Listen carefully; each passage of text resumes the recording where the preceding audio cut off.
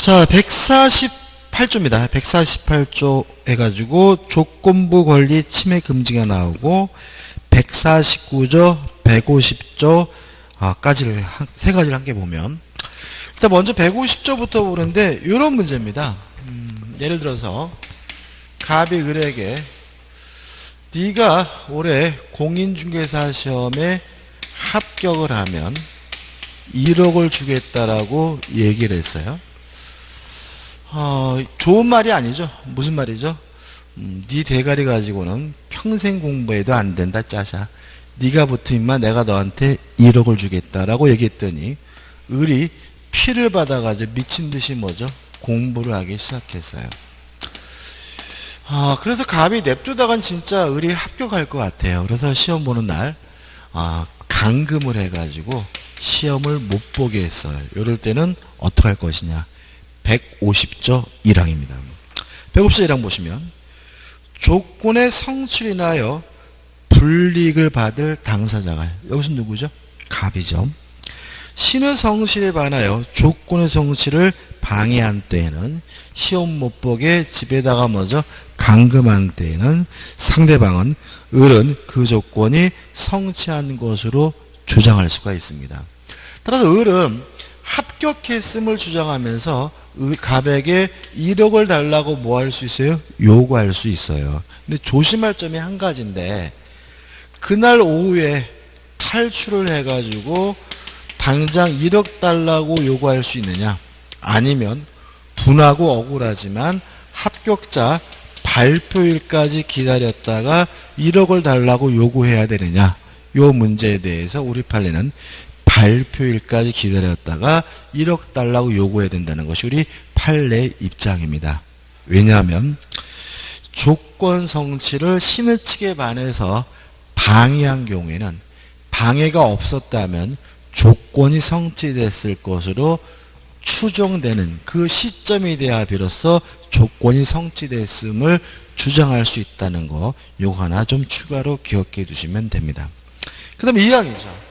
요건 반대입니다. 네 대가리 가지고는 평생 공부해도 못 붙대 짜샤라고 했는데 역시 갑의 예상대로 우리 공부를 전혀 안 해요. 근데도 신기하게도 합격을 했어요. 근데 여러분 공부해 보셨으면 아시겠지만 이 시험이 공부 안 하고 합격할 시험은 아니잖아요. 그래서 갑이 이상해서 알아봤더니 이놈이 실력이 좋아서 합격한 것이 아니라 시력이 우수해서 컨닝을 해가지고 합격했다는 사실이 밝혀졌어요. 그러면 어떻게 되느냐? 2항입니다. 조건의 성취로 인하여 이익을 받을 당사자가 누구죠? 을이죠. 신의 성실에 반하여 조건을 성취시킨 때에는 컨닝에서 합격한 때에는 상대방은 갑은 그 조건이 성취하지 아니한 것으로 주장할 수 있습니다. 따라서 이 경우에는 갑은 컨닝을 해가지고 합격했다는 사실을 입증하면서 함으로써 1억 못 주겠다라고 뭐 할 수 있어요? 거부할 수 있다라는 취지가 된다는 거 주의하셔야 되겠죠. 됐죠? 이것이 끝이고. 그 다음 이제 147조를 볼 건데 148조를 볼 건데 148조는 좀 예를 좀 바꿔볼게요. 갑이 을에게 네 대가리 가지고는 평생 동안 공부해도 합격 못한다. 네가 합격하면 내가 살고 있는 아파트를 꽁꼬로 주겠다라고 얘기를 하는 바람에 을이 피를 받아가지고 미친 듯이 공부를 하고 있는 거죠. 갑이 꼼짝없이 아파트를 뺏길 것 같아요. 그래서 고민하다가 내가 너한테 아파트를 뺏길 수는 없지 해가지고 요 아파트를 병에게 팔아먹고 병에게 등기를 해줬을 때 요거는 어떻게 될 것인가? 요 문제인데 148조입니다. 조건 있는 법률행위 당사자는 조건의 성부가 미정인 동안에 여기서는 을이 열심히 공부하고 있는 동안이죠. 조건의 성취로 인하여 생길 상대방의 이익을 해하지 못한다라고 규정을 두고 있죠.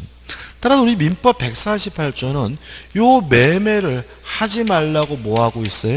금지하고 있는 거예요. 특이한 것은 하지 말라고 금지하고 있을 뿐 했을 때 그 효과가 어떻게 되는지에 대해서는 아무런 규정을 두고 있지 않는데 우리 판례는 148조가 하지 말라고 금지하고 있으므로 했으면 일단은 뭐죠? 무효예요. 그럼 문제가 되는 것은 요 갑과 병의 매매가 무효가 되면 병이 뭘 보죠? 피해를 보죠. 그래서 일단은 무효지만 요 무효를 가지고 병과 같은 제3자에게 대항하기 위해서는 뭐가 필요하냐면 등기가 필요하다는 입장입니다. 다시 한번요. 우리 민법 148조는 조건부 권리를 침해하는 처분행위를 하지 말라고 뭐하고 있어요? 금지하고 있고요. 따라서 하면 일단은 뭐죠? 무효입니다. 다만 이 무효를 가지고 제3자에게 대항하기 위해서 뭐가 필요하죠? 등기가 필요합니다. 그러면 조건부 권리도 등기할 수가 있다는 얘기죠. 이게 뭐가 되는 거죠? 149조가 되는 거죠. 149조 보시면 조건의 성취가 미정인 권리 의무는 일반 규정에 의하여 처분할 수 있고요. 상속도 되고 보존할 수도 있어요. 보존하기 위해서 뭐 할 수 있어요? 등기할 수 있는데 조건부 권리는 무슨 등기로 하게 되냐면 가등기로 하게 된다는 거 꼭 기억해 두시고 또 담보로도 할 수 있고요. 보통 담보를 하게 되면 가등기 담보가 돼요. 예를 들어 가지고 언제까지 돈을 안 갚으면 소유권을 이전해야 돼요. 돈을 갚을 수도 있고 안 갚을 수도 있고 불확실하니까 뭐죠? 조건이고요. 이러한 조건부 대물변제 약정을 하게 되면 뭐가 되죠? 가등기 담보가 되거든요. 아무튼 담보로 설정하는 거 가능합니다. 정리해 볼게요. 자, 조건부 권리는 다른 권리와 마찬가지로 처분할 수도 있고 상속할 수도 있고 보존할 수도 있고 담보로 제공할 수도 있는데 보존할 때는 무슨 등기로 합니까? 가등기로 한다는 것까지 꼭 기억해 두셔야 되겠죠. 그 다음 151조죠. 이것도 시험에 잘 나오는데 이거는 처음이자 마지막으로 머리 글자를 따서 공부해야 되는 거죠. 기정조 기해무 불정무 불해조입니다. 작년에는 조건에서 시험 문제가 안 나왔어요. 올해는 따라서 나올 가능성이 대단히 높은 애고요. 나올 때는 이 기정조 기해무 불정무 불해조는 꼭 문제를 내기 때문에 꼭 외우셔야 돼요. 자, 그럼 보자고요. 151조 1항입니다. 1항 조건이 선량한 풍속 기타 사회질서 위반한 경우 조건이 반사회적인 경우에 보통 문제에서는 불법 조건이라고 하고 이때는 그 법률행위를 무효로 합니다. 무슨 말이죠? 조건이 반사회적이면 조건만 무효인 것이 아니라 법률행위 전체가 싹 무효가 된다는 얘기고요. 2항 조건이 법률 당시 이미 성취한 것인 경우 기자에다가 동글뱅이 치고 그 조건이 정지 조건이면 정자에다가 동글뱅이 치고 조건 없는 법률행위 조자에다가 동글뱅이 치면 기정조가 되는 거죠. 조건 없는 법률행위라고 해제 조건이면 해자에다가 동글뱅이 치고 그 법률은 무효란다 무자에다 동글뱅이 치면 뭐가 되는 거죠? 기해무가 되는 거죠. 기정조 기해무입니다. 3항 조건이 법률 당시 이미 성취할 수 없는 거 이게 뭐죠? 불능 조건이죠. 불자에다가 동글뱅이 치고 그 조건이 해제 조건이면 해자에다가 동글뱅이 치고 이면 조건 없는 법령이 조자에다 동글뱅이 치면 어떻게 돼요? 불해조가 되고요. 정지 조건이면 정자에다 동글뱅이 치고 그 법령이 무효란다 무자에다 동글뱅이 치면 어떻게 돼요? 불정무가 되는 거죠. 그래서 기정조 기해무 불정무 불해조 꼭 기억해 두시고 이 조문도 꼼꼼하게 반복해서 정독을 하셔야 됩니다. 152조입니다. 일단 1항 시기가 도래하게 되면 효과가 생기고요. 2항 종기가 도래하면 효과가 없어져요. 근데 조문에서 도래한 때로부터 효력이 생기고 도래한 때로부터 그 효력이 일든다라고 되어 있으니까 기한 도래 효과는 소급하지 않아요. 조건과 다른 점은 사망이 없다는 점이죠. 그래서 조건의 경우에는 소급하지 않지만 당사자 간의 특약으로 조건의 효과를 소급시킬 수가 있지만 기한은 소급하지 않고 특약으로도 뭐 할 수 없어요? 소급시킬 수 없다는 거 꼭 기억해 두셔야 됩니다. 153조죠. 1학 기한은 채무자의 이익을 위한 것으로 추정합니다. 가끔 추정한다를 본다라고 바꾸는 경우가 있으니까 조심하시기 바라고요. 다만 그러면 예외적으로 채권자에게도 기한의 이익이 있는 경우도 있다는 거죠. 가장 대표적인 것이 뭐죠? 유상입니다. 유상이면 채무자, 채권자 모두 기한의 이익이 있다는 거 주의하시기 바라고. 2항 기한의 이익은 이를 포기할 수가 있다. 그러나 상대방의 이익을 해하지 못한다라고 되어 있죠. 자, 그래서 생각해 보자고요. 자, 우리가 은행에서 대출을 받으면 이자를 내죠. 이자를 낸다는 말은 은행에서 대출을 받는 것은 뭐예요? 유상이고, 유상이기 때문에 채권자, 채무자 모두에게 뭐가 있는 거죠? 기한의 이익이 있는 거죠.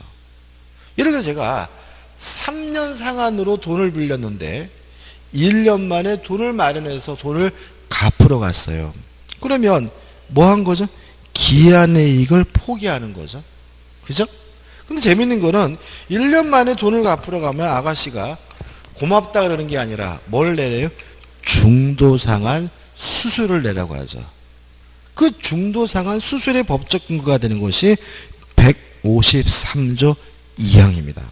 다시 한번 읽어보면 기한의 이익은 이를 포기할 수 있다. 그러나 상대방의 이익을 뭐하지 못해요? 해하지 못한다라고 규정을 두고 있기 때문에 유상이어서 채권자에게 기한의 이익이 있는 경우에는 중도 상환하기 위해서는 기한의 이익을 포기하기 위해서는 뭘 해줘야 돼요? 손해배상을 해줘야 되는 거죠. 다만 손해배상이란 용어 자체가 어감이 굉장히 부정적이기 때문에 중도상한 수수라는 말을 쓰고 있을 뿐 결국 뭐죠? 손해배상이 되고 이것이 뭐죠? 중도상한 수수료의 근거 규정이 되는 거죠. 388조입니다.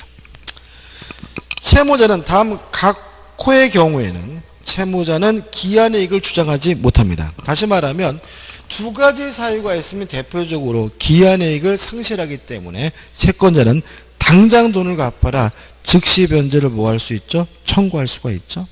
1호 채무자가 담보를 손상 감소 또는 멸실하게 안 뗍니다. 주의할 점은 뭐냐면 주어가 채무자가죠. 누가 담보를 손상 감소 멸실하게 했어야 돼요? 채무자가. 다시 말하면 채무자에게 고의 과실이 필요하다는 거 주의하셔야 되고요. 여기서 말하는 담보는 저당권과 같은 물적 담보뿐만 아니라 보증인과 같은 인적 담보도 포함됩니다.